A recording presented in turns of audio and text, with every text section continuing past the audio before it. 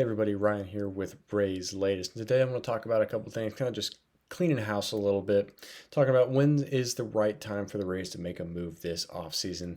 And another thing I kind of want to talk about is the kind of the way the power bat kind of route that we're kind of trying to see from a corner outfielder and from a catching perspective to kind of just boost our OPS and boost our slugging numbers. And we're going to answer a few comments that I received on some recent videos towards the end of this episode. But I want to start out with the main thing I want to talk about is when is the right time for the Rays this offseason. And part of me wants to say, I think now, just kind of try to get that kind of jump start on everybody else and get the guys that are available now. But then again, I also kind of go down that route of do I want to see how other teams unfold before we kind of risk spending that high amount of money that we're going to probably end up having to spend on getting a back end bullpen guy or maybe even a corner outfielder in this part of the rotation of the offseason? But from kind of a personal perspective, I do think that right now, maybe not necessarily be the correct answer, but I wouldn't want to wait until late January, early February to try to kind of scatter and sign some guys. And I think that's kind of the consensus for the majority of teams in baseball is you don't necessarily want to kind of wait around for the scraps of the free agents to try to kind of pick up the guys that nobody else kind of wanted towards the beginning. But I do understand from a financial perspective that you can in turn get all those guys later in the cycle for a lot less money, which I think would benefit the Rays from just a payroll perspective, how we usually have kind of always been a little bit on the cheaper side just because we don't have the cap space that teams like LA and New York do. So I I'm curious. I know that we're going to have to pay a lot more for guys now than if, say, just for example, if we wanted to pick up, like I mentioned yesterday, Jonah Heim. I think that if you wait a month and a half, I think you could get him for a couple $1 million less. And not necessarily saying like multitudes of millions of dollars, but you can get him for a significant percentage chunk wise less than what you currently are going to get him for. But then you run the risk of allowing another team to kind of swoop in and get a guy like him, which I do think will happen pretty consistent or relatively pretty easily. I think he's going to be a kind of a hot commodity from a catching perspective this year, just given his track record and his history. So I would like the Rays to kind of act not necessarily prematurely, but I would like them to act relatively soon to just fill some positions of need, primarily in the back end of their starting rotation and corner outfielder wise. And I think from a catcher perspective, I think you could kind of be comfortable with where you're at with Fortes and Fiducia. But a guy like Heim that's out there, it's interesting. And I'm going to address that a little bit later when I answer this comment that I received. But I do think from just a pitching and outfield perspective, I do think the best guys that you can get from either a trade or from a free agent perspective are now.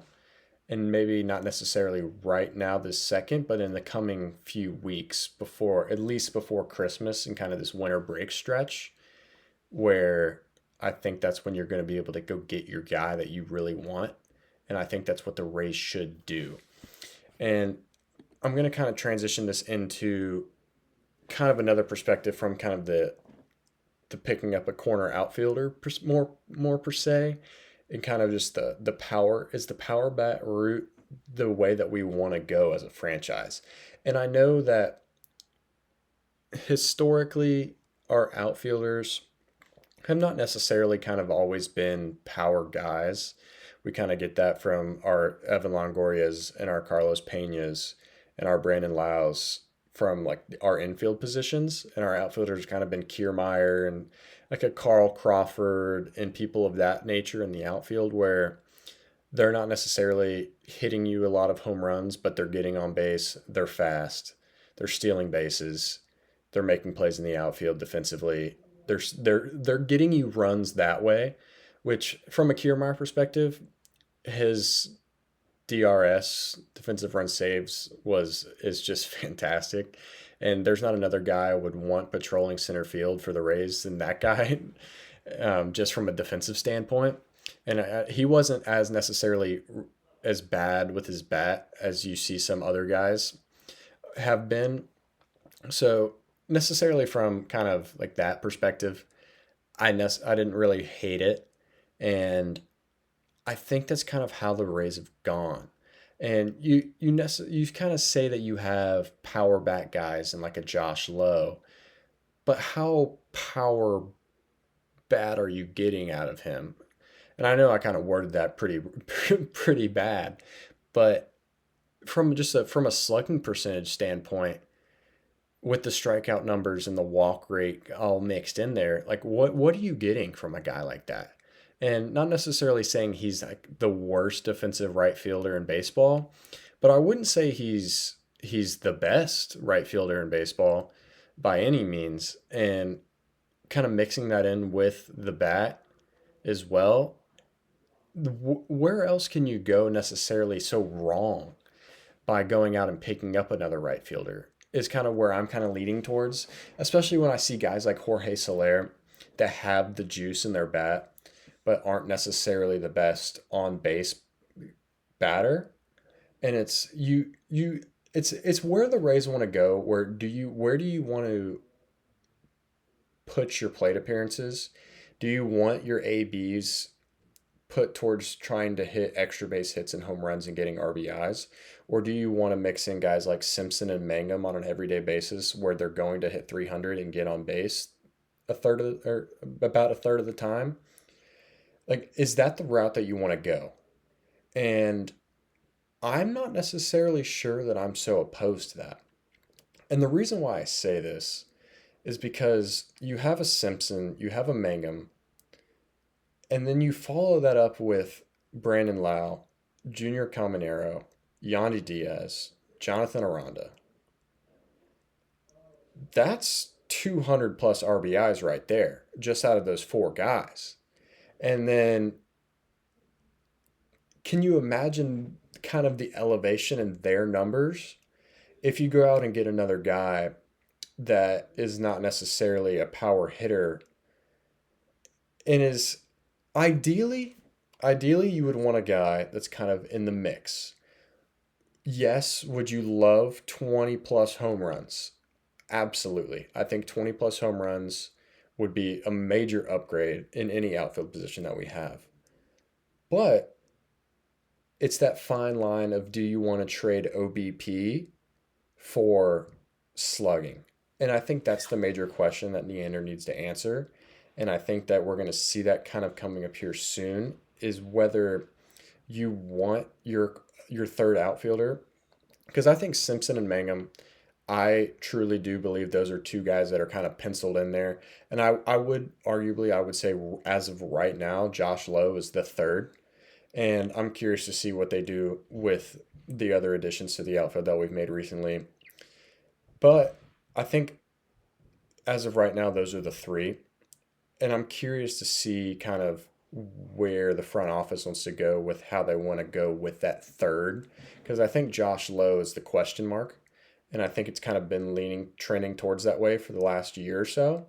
And I think he's just been so up in the air, whether he's on the IL or whether he's producing at the plate, where I think that that's kind of opened up this entire free agent need another corner outfield power bat conversation that we're getting.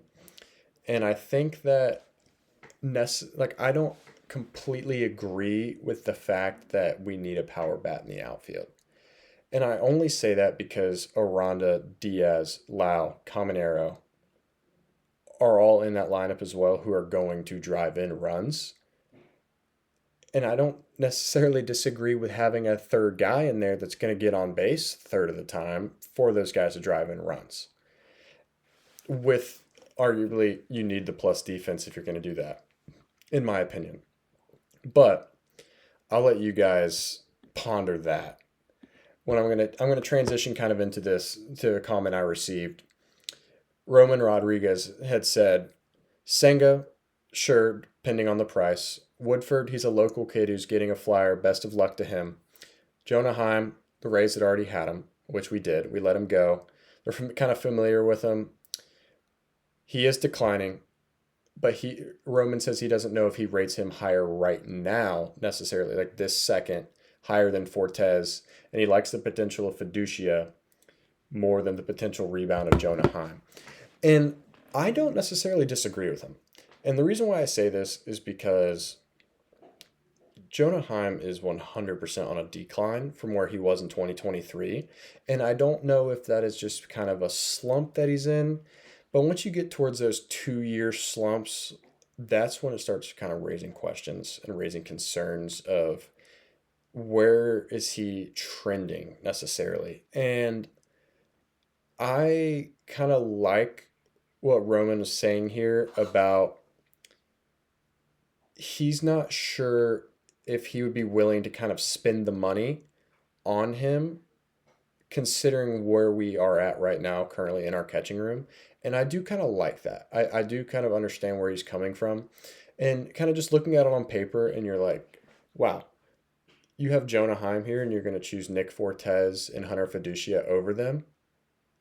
It sounds crazy, but just statistically speaking, in where Fortes and Fiducia have produced compared to Heim over the last 2 seasons, they're better than Heim. My perspective of it is I'm kind of more leaning towards the what if factor of it. And I've seen what Heim can do, and Heim at his prime and at his best is better than Fortes and Fiducia. Yes. Has he been going that route? He's been doing quite the opposite, actually. And that's why I truly think we can get him for cheaper, because he just got cut and he's kind of in that limbo phase, and we are a familiar organization to him. So I feel like he'd be kind of more willing, or he'd be either more willing or less willing, depending on how he personally perceives the Rays organization, of re-signing with us. So I like where Roman is going with this, and I do really respect his opinion on this. I just kind of think that Heim possibly the possibilities of Heim, I think, are higher. I think the ceiling is higher currently than it is with Fiducia and Fortes. But I do think the safer route financially and the safer route statistically speaking as of now is with Fortes and Fiducia. But I think it could go either way. If he did end up signing with the Rays, I'd be curious to see kind of how he produces offensively.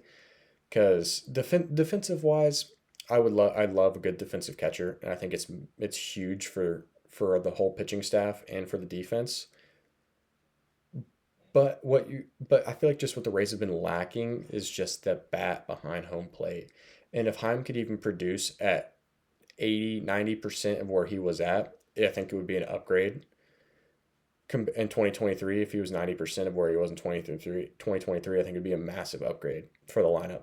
So you guys let me know what you think. And please leave a comment down below if you disagree with me at all. I would love to have these conversations with you guys. And just let me know what you guys think about the lineup, what you think about free agency, what you think about the entire Rays organization as a whole. And you guys have a great one.